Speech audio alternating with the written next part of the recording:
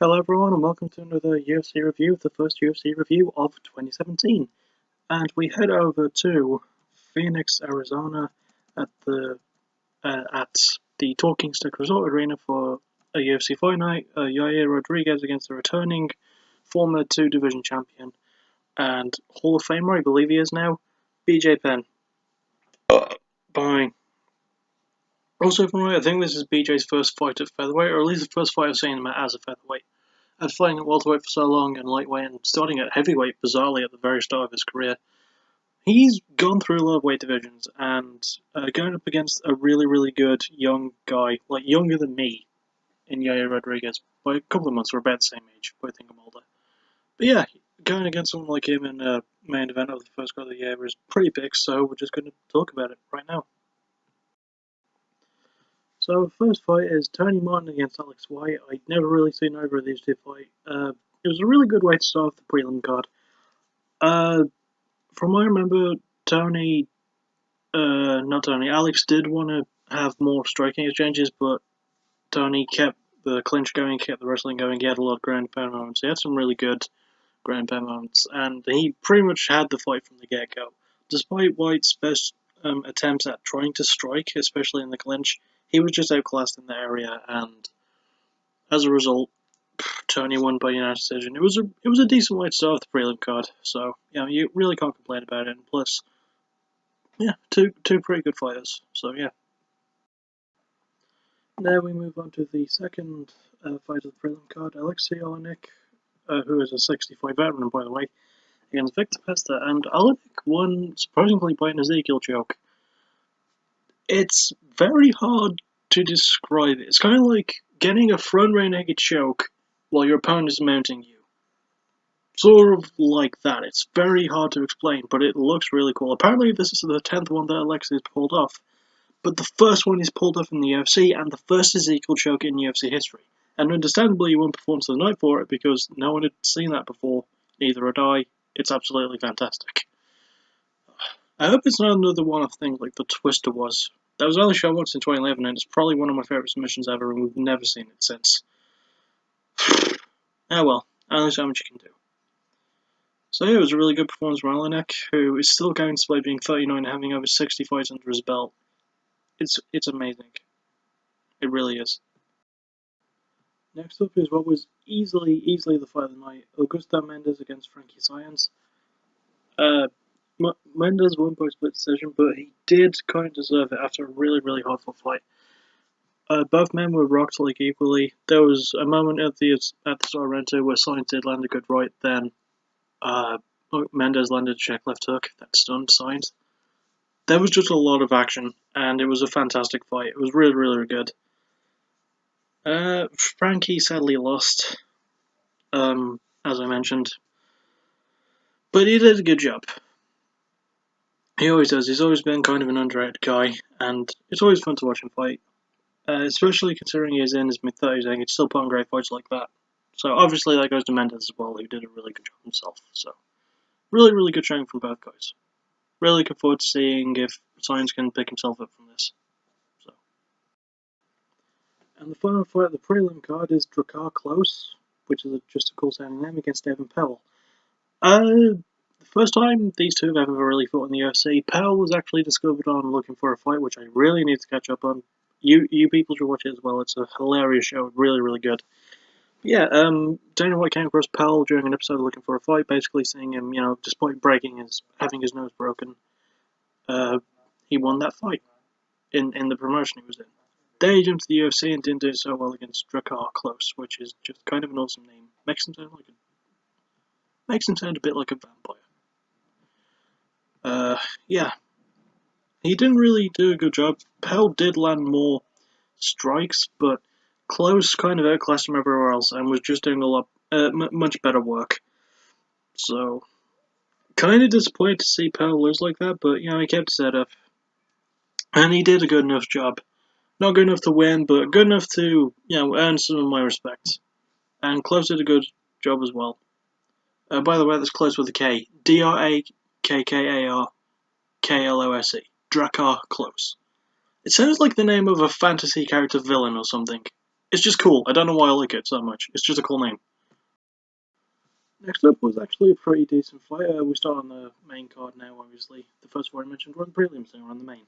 Sergio Pettis, who is Anthony's younger brother, against Joe Moraga. Good flyweight fight.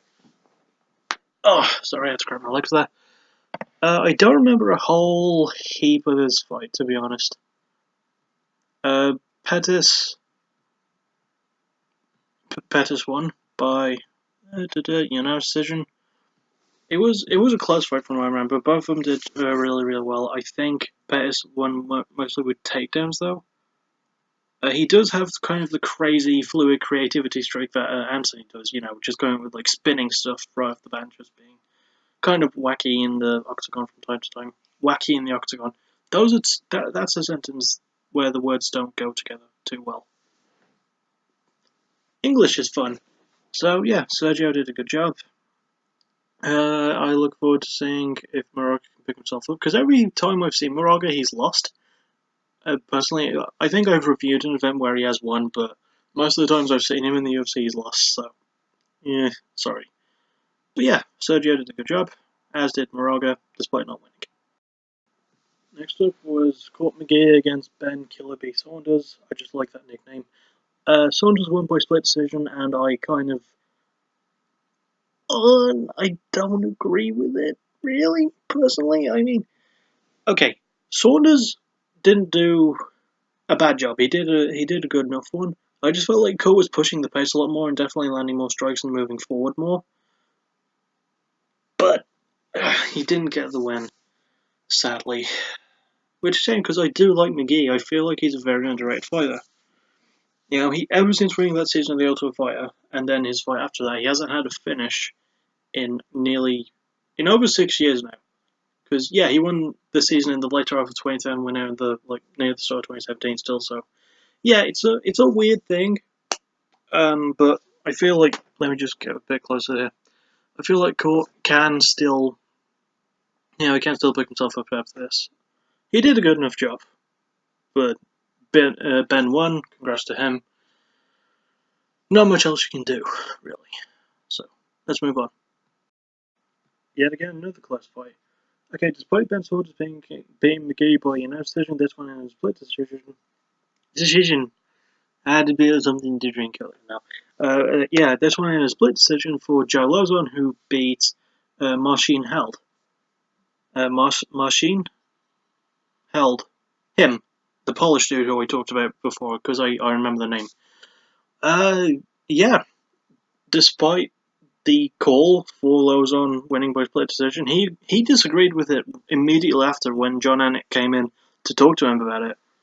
I completely forgot to mention, there were some unintentionally hilarious moments in this, in not just in this fight, there was one very funny moment, but there was some really funny moments throughout the card, like when there was a moment in the Drakkar Klose fight with Powell, where Klose had Powell against the cage and tried to wrestle him, and was talking directly to Cormier, because he was on commentary as well with John Anik, talking directly to Daniel Cormier, saying, "What should I do to try and take him down?" And Cormier was like, "I don't know, I'm not going to give you advice."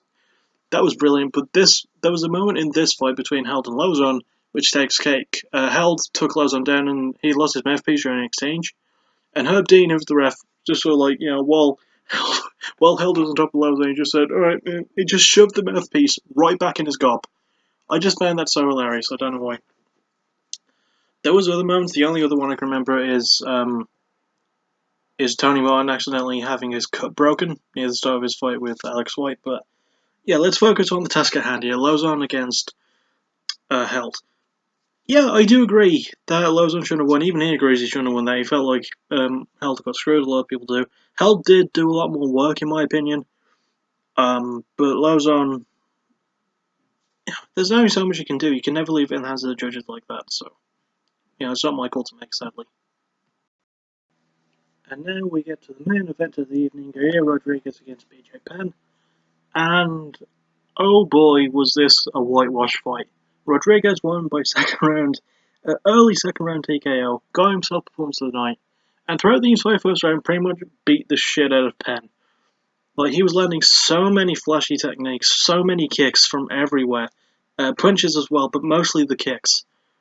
That he was landing beautiful, beautiful shots to the head, to the body, to the legs, to the right arm as well. That was a very focal point of a lot of fights. Now that I think about it, but yeah, on this card. But Rodriguez completely outclassed Penn. Penn looked like he did not want to come back. He didn't. He looked like he didn't want to be there with someone as skilled as Rodriguez is. And eventually, near the start of round 2, because near the end of round 1, Rodriguez landed a jumping front kick. Near the start of round 2, he did the same, then followed that up with a punch, then landed a whole crap load of ground and pound. BJ did defend well up until a certain point, and then the ref, who was Herb Dean again, I believe, or was it Big John? No, it was Big John McCarthy, I think. Yeah, he jumped in and stopped it and made a really wise choice, and that is why Johnny's best ref. And Rodriguez did a really, really good thing. I'm looking forward to seeing more of his fights. I like Rodriguez a lot. He's a really, really good fighter. And BJ Penn, I really hope he can pick himself up and dust himself off after this. He didn't really have a post-fight interview because after he lost, he kind of left the octagon and walked away. So, I don't know. I don't really look up online stuff, so he might have said something since, but that's just speculation at this point. I hope he picks himself up, but in the meantime, really good win for Rodriguez. He earned the Performance of the Night bound as well. He did a good job, especially in the main event of the evening, and he was able to pretty much beat the crap out of BJ Penn over the course of a round and a bit, you know? So yeah, that's pretty much it for this UFC review. I will see you for the next review in a couple of weeks, as it's a UFC on Fox, between Valentina Shevchenko and Julia Pena. The next video I'll actually see you for will be an episode of Backtracking, because I'm doing Maximum the Hormone. That should be out, probably Thursday, maybe. If I can be asked putting the work in, I'll probably be out on Thursday. So I'll see you all then. Take care and bye bye.